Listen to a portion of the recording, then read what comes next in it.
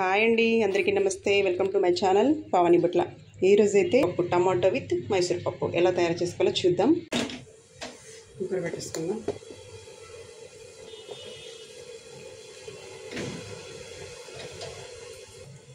దీన్ని ఆయిల్ వేసుకుందాం.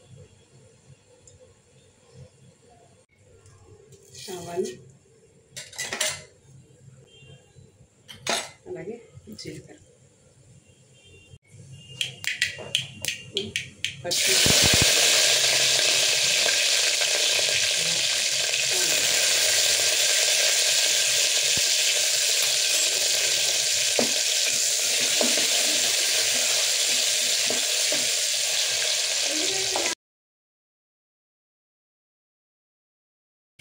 కాస్త వెల్లుల్లిని కచ్చపచ్చ దంచేసి వేసుకోండి.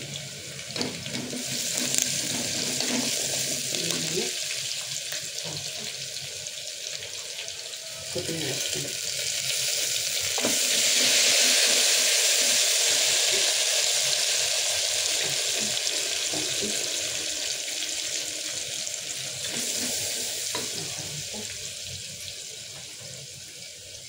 టమాటా ముక్కలు వేసుకోండి.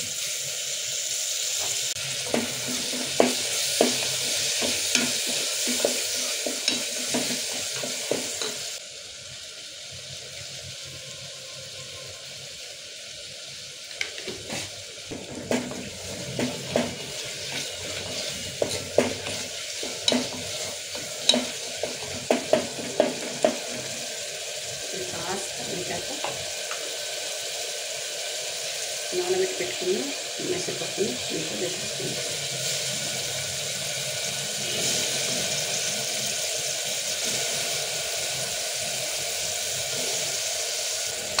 నార్మల్ కందిపప్పు కంటే వేరే కందిపప్పు చాలా తొందరగా ఉడికిపోతుంది.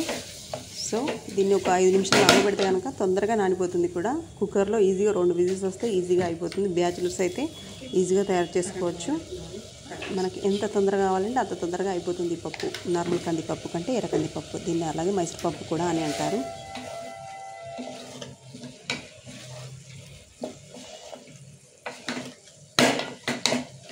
కాస్త 2 నిమిషాలు వేగాక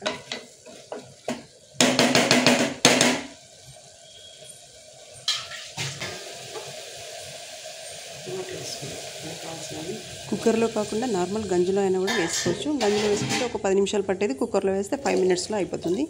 అందుకే నేను కుక్కర్లో వేస్తున్నాను. మనకి ఒక 5 మినిట్స్లో పప్పు కావాలి అంటే ఈ మైసూర్ పప్పుతో కుక్కర్లో ఈజీగా చేసుకోవచ్చు. ఒకసారి ట్రై చేసి చూడండి. తెలియని వాళ్ళ కోసం, తెలిసిన వాళ్ళైతే కనుక తెలుసు కనుక ఎలా చేయాలో తెలియని వాళ్ళ కోసం. ఓకేనండి. మూత పెట్టేసుకుందాం.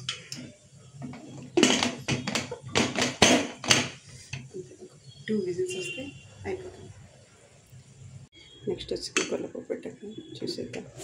ఈ వీడియో కనుక మీకు నచ్చినట్టయితే లైక్ చేయండి, షేర్ చేయండి, అలాగే కామెంట్ చేయండి. నా వీడియో నచ్చినట్టయితే నా ఛానల్ని సబ్స్క్రైబ్ చేసుకోండి. థ్యాంక్ యూ ఫర్ వాచింగ్ అండి.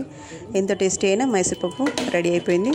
చపాతీలోకైనా రైస్లోకైనా చాలా చాలా బాగుంటుంది. ఒకసారి ట్రై చేసి చూడండి. థ్యాంక్ యూ అండి. Thank you for watching.